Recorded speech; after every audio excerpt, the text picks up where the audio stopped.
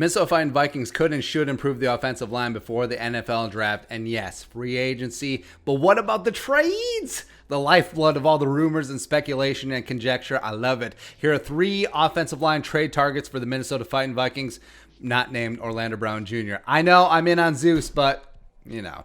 And I would be fine, all 3 of these guys, offering one of the 4 fourth-round picks as a reclamation project. Come on, baby. And yes, they are all just like bringing back that love and feeling guys. I'm sorry that we can't get an all-pro offensive lineman for a 4th-round pick and get him to sign a team-friendly deal. I'm sorry.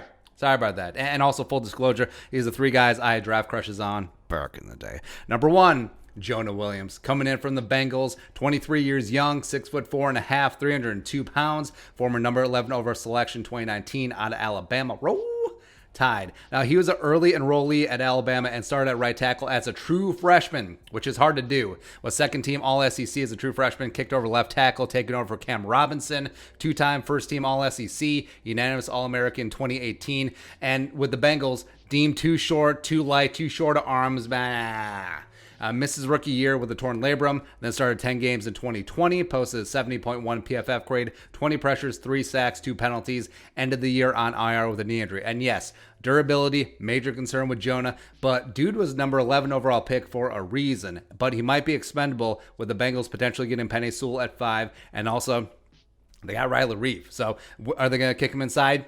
TBD. I would trade a 4th-round pick for Jonah, try him out at left guard. And remember, he's only 23 years old. Why are we writing him off already?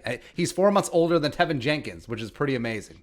Next up, trade target number 2 for the Minnesota Vikings, Andre Dillard of the Eagles. 25 years young, 6'5", 335, former number 22 overall selection 2019 by the Eagles. Yes, that's the same draft as Garrett Bradbury, went 18 to the Vikings, where there had been some conjecture and speculation and rumor on the old social medias that it was going to be Dillard at 18. Didn't end up going that way, but whatever. 3-year starter at left tackle for Washington State, first team All-Pac-12 in 2018. Combine-wise, absolute physical freak, dynamic athlete, 4.96 40, 7.44 3-cone, second to only Garrett Bradbury, the Grim Reacher. You love it. 2019, started 4 games, played in all 16, playing 338 total snaps, a mix of left tackle, right tackle, as well as 6 offensive linemen, tight end, 59.7 PFF grade, 25 pressures, 4 sacks, tore his bicep in 2020 in training camp.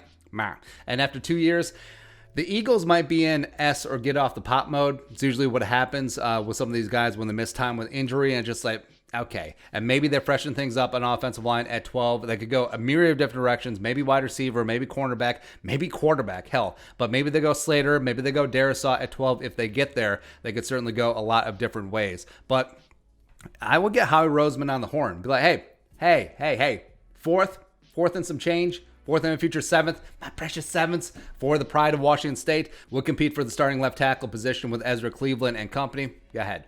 Lastly, trade target number 3 for the Minnesota Vikings, not named Orlando Brown Jr., Juwan Taylor of the Jaguars. Now, this one, yeah, 23 years young, 6'5", 312, former number 35 overall pick in 2019. Now, that year, he was hyped as a potential top 10 selection, first offensive lineman off the board, but missed the combine with a hamstring injury, and then fell on draft day due to some speculation about a knee injury, which never really materialized.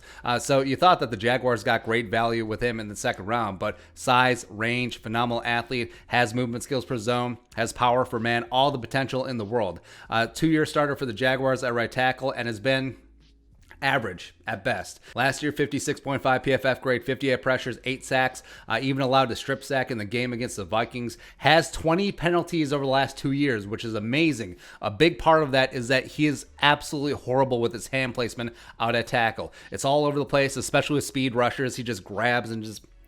So if the Jaguars go offensive line at 25, Tevin Jenkins if he's there, Dylan Radin, Samuel Cosme, Liam Eichenberg, etc., Juwan Taylor may be on the market since they franchise tag Cam Robinson, and I think that he will be a prime candidate for kicking inside to guard. The game is closer. He doesn't have to reach. He doesn't have to grab. He has the size, has that anchor to be able to survive inside. I think it potentially could save his career. I think he'd be a real asset for the Vikings. Plant his ass at right guard, and woo, let's go. But that's it. There are 3 trade targets for the Vikings on offensive line, not named Orlando Brown Jr. What are your thoughts on our thoughts? Let us know in the comment section below. Subscribe for daily Vikings takes. Want to support that work? Pull some in the Venmo. But until next time, Skol, production value.